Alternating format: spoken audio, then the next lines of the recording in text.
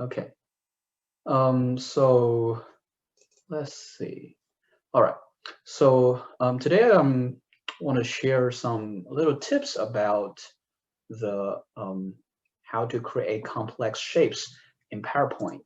PowerPoint is actually a tool that we all use on our day-to-day life, but a lot of us do not know that PowerPoint is actually very powerful in creating some complex shapes. And this is probably my favorite tool among all the visual graphic production tools because it's easy to use and installed in every single machine pretty much nowadays. So you don't really need to even have internet to access. So all you have to do is pull up your PowerPoint slides and then you can get started. Um, what we can what we can do here is really creating some quite complex shapes. And as you can see, I have listed 3 examples I'm going to cover today. All these things are created by my own hand in PowerPoint. I mean, except from the cat graphic that was from online, but everything, including this PowerPoint logo, you might be very surprised that, oh, I didn't recognize this.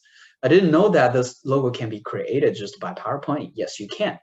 And it's almost identical to the PowerPoint logo itself. And we'll get it from there. So let's start from the first one and then go through it one by one. Hopefully, I will cover a couple of different skills that's going to be helpful for you to create these complex shapes in PowerPoint. All right, so the first thing I would like to point you to is this thing called online picture. Here in the online pictures, you can actually find a lot of online pictures that is copyrighted. Everybody can use it for free. And a couple weeks ago, we have talked about the Creative Commons, and here you can absolutely check this little box, say all these research results I want it with a Creative Commons license so that I can use it for free. So as we see here, this is the official PowerPoint logo. I'll just select it and then insert. Then instantaneously, you will have a real logo. Compare that. This is the logo I created, which is a fake logo. Looks a little bit different, but almost identical. And today I want to cover, the first thing I want to cover is how to create this. So let's start with a new one. And let me copy this to here. So FYI, when you insert online picture from the PowerPoint, if your PowerPoint is Office 365, you will automatically have this little caption says this photo is created by so-and-so author and is licensed by a Creative Commons license, which is really handy if you need to reference the graphic you are using. So that's just a side note. And for today's purpose, I'm just gonna delete this. And okay, our task today is to create an identical logo here. This seems a quite intimidating task, but if you stare at this logo for a little bit, you will notice that this is actually pretty simple, right? On the left of it, we have a trapezoid, which is really easy, right? It's just a trapezoid, which is one of the basic shapes in PowerPoint.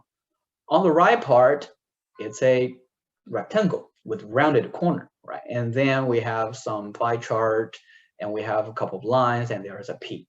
So once you decomposite the composition of this graphic, it becomes very, very simple. All you need to do is to think about how do I make the best use of all these basic shapes, right? We come to insert and go to shape and try to find this trapezoid. and I'll just draw it and rotate 90 degrees. It looks a little bit different. So how to make sure they looks identical? Here's a little trick. Some of you probably know that. Some of you probably do not.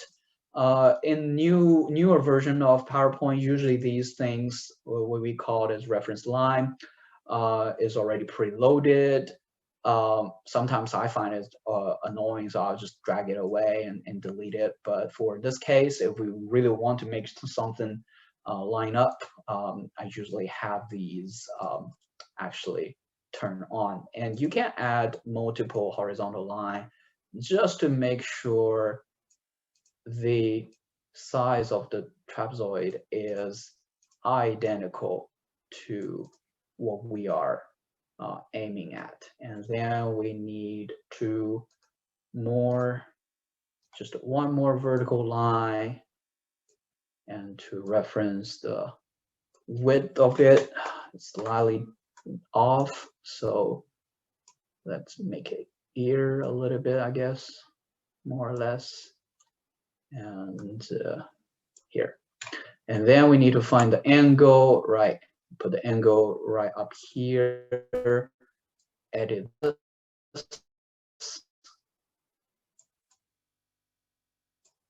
The orange or yellow thing. Okay, not too bad, I guess. And I'll get rid of the outline. Next thing I want is this rectangle, which is a round corner rectangle. It's right here. And make it a little bit bigger. Make sure it is of the right width. Is about the right length. And more or less. Edit the edge of it. Make sure it matches. And then, okay, you grab both, put it here. Okay, now you have a basic shape of it. Send it to back. So one thing we need to edit here is that we need to get rid of the fill of this rectangle and make sure the width is a little bit thick. Is it thick enough? I think it is. If it is not thick enough and it come here shape outline, it is already the thickest, you can actually right click on the rectangle, come to format shapes, come here, down here in lines, you can toggle up the width and make sure it is at the right width you like. Okay, and then what we need is these two little pie chart look like thing. And again, we're finding it in the basic shapes. We have one thing called partial circle. And if you, FYI, if you hold your shift on when you're creating this shape will stay be nicely at the size that it is supposed to be, instead of kind of being fatter or thinner or taller or anything. And we need another one, which is another partial circle. So here we need to copy and paste it and make sure it is kind of 90 degrees. And then just turn it to the right angle, put it here. If your mouse is not super easy to use, you can use your keyboard to adjust some of it. And next thing is the little bar, which is just literally a rectangle, two rectangles here. And what do we need next is a big P.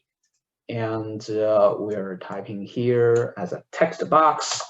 You say a P. And if you remember from last week, this P is sans serif, which is pretty common in our PowerPoint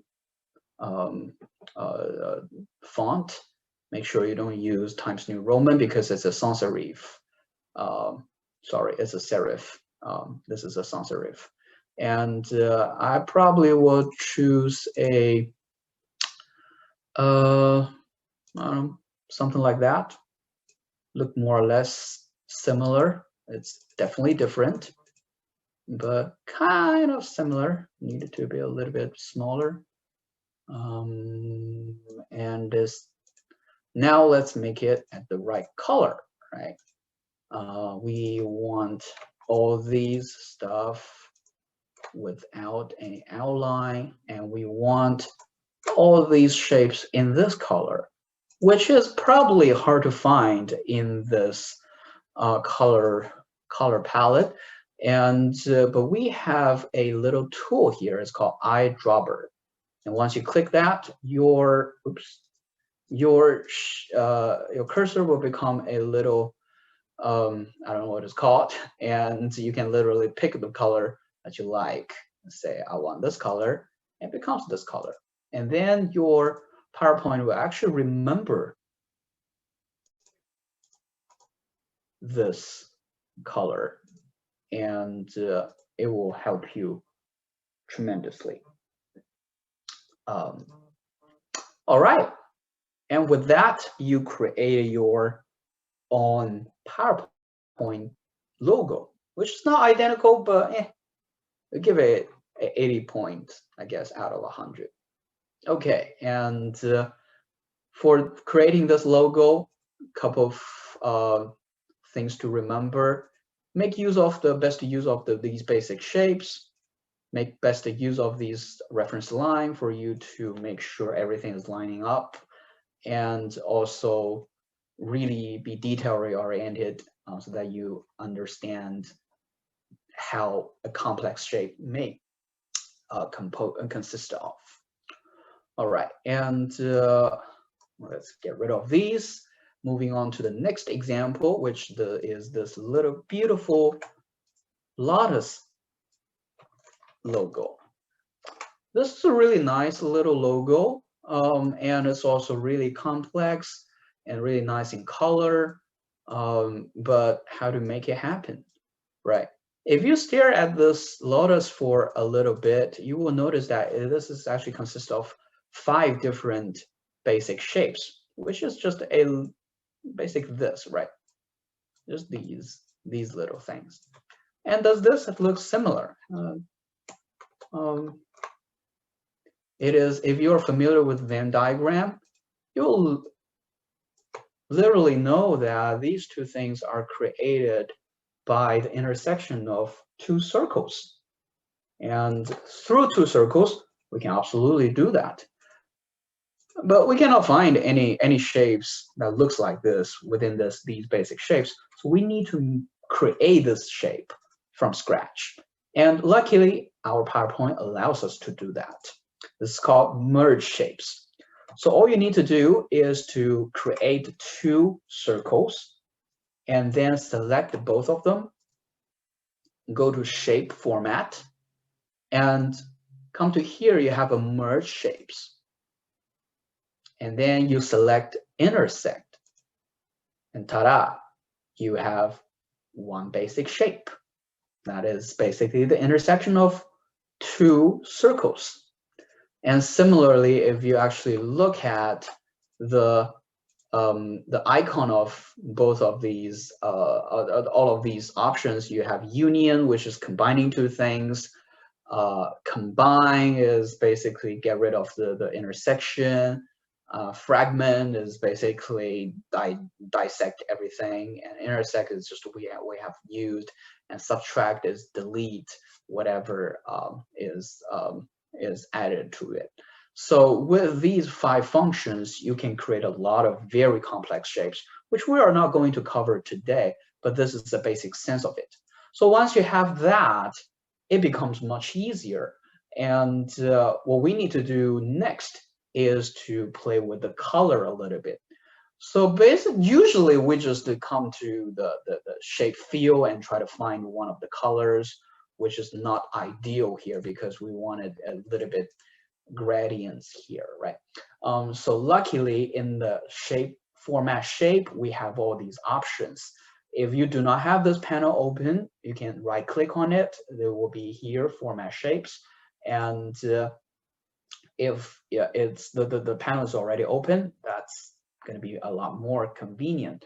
All you need to do is come here and select the gradient field, and then you will get a couple of preset. Your preset probably is going to look differently from mine because I've already done this preset when I was creating this example. Feel free to change it up a little bit and play with whatever color you would like. For example, I would like the top to be green, which actually I regret. It's a little bit ugly, but let's do it a little bit green and give it a little bit, I guess, blue. Maybe I can make this yellow a little bit. Maybe just that. Okay. And you know what? Maybe this looks better. Yeah, I do think this looks better. Okay, and we have one basic shape here. And from this example, you can see this sort of transparent. And luckily, you have this option here. You can turn on the transparent. Say we want to turn the transparent on to say 50. And there's that.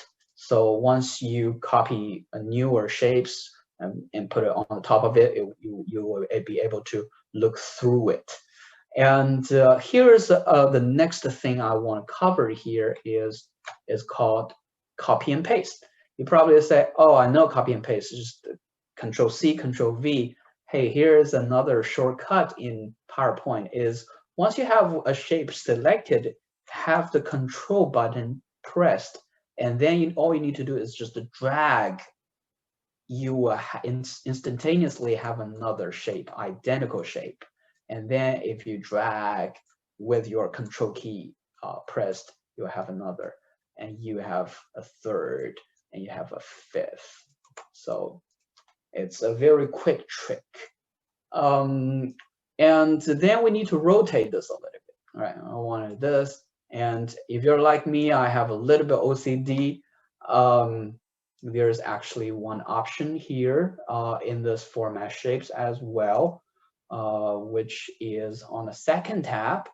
We can do a little bit, sorry, it's on the third tab under the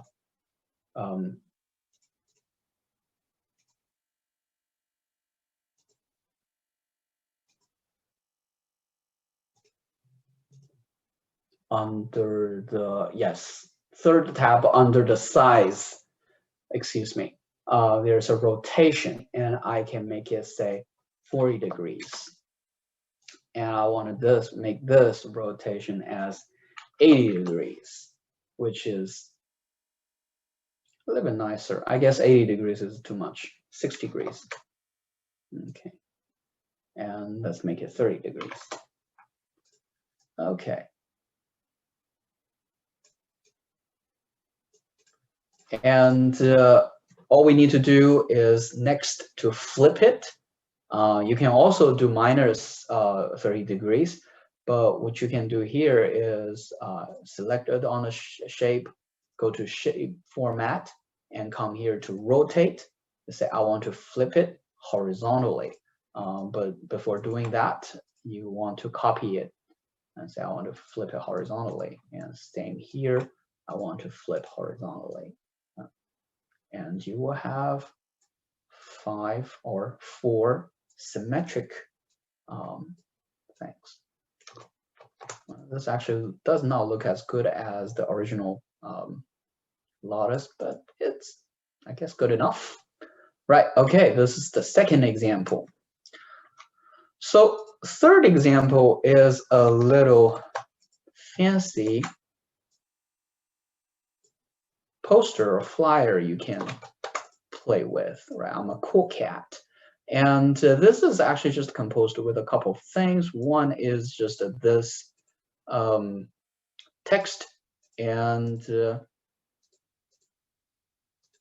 make it black so you can see. Another is just this little filter. with the lightning on it, and third is just the base, right? And from the previous example, you probably already know that on this shape, you can actually make it transparent. And once you put it on there, you create a little filter on our picture. And then everything else is just a layover, right? And how to create this lightning in between? Answer is merge shapes. Okay, so we're gonna recreate this in a couple minutes, right?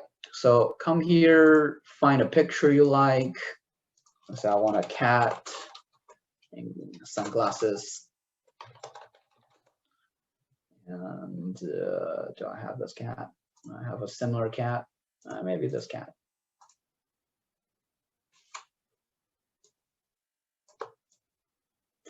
Right, and okay, I want to create a shape on the top of it that nobody can see it, which is ultimately going to be transparent. And then I need to create this lining. We probably also still need this trapezoid. Turn this a little bit like this. And then we need a triangle, right? We need a triangle. Does that look like a nice lining? Pretty much. And then select these two, merge shapes. We want to union them, right? Now this is a lining, boom. And then we need to subtract this lining from this rectangle, right? So you select the rectangle first, select the lining next, and then go subtract. Now we're looking at something, right? And then make sure the shape is transparent. The color field is, let's give it a little bit gray, I guess, and then turn on the transparency. Not as good as I imagined because I want our filter to be darker so that we have a little bit more contrast, right? So, okay, and all we need to do is to type something on top of it with a text. Say, I am a cool cat, right? And the contrast rule tells us we need it in white and make it really big so that catches people's attention, make it really bold. But the regular Calibri is probably a little bit weak in terms of just conveying the information. So we probably want to find a more stronger sans serif. Here I used a real black, which is a lot more stronger, but it is a little bit too big. So make it smaller, slightly. And it can be a little bit even more smaller right here. And give it a outline. And a thick outline. Yes. And you have this, I am a cool cat. All right, so that's how you make this I am a cool cat picture. All right, so a quick summary. We have covered a lot of different things. Here we have online pictures, how to insert them from Insert tab. Go to online pictures. You will have a lot of options. And grid, don't forget these reference line. You right click and find the grid and guides, add some horizontal and vertical lines. Icon decomposition, make sure you really study the icon you would like to recreate and think about how we can make it from the basic shapes. Moving on, if you want to find some specific color you would like, use the eyedropper. And then we talk about how to merge shapes and subtract shapes with, so create more complex shapes from these feature. And then for the lotus, if we have one basic shape, we want to make a couple copies of it. Just use Control and then drag. You can instantaneously copy and paste a lot of different things. And if you're like me, you want to have ultimate control on the angle you rotate things. Don't forget you have format shapes as your good companion, and there will be a lot of options you can select. Rotate or go to the shape format. You will find this rotation feature.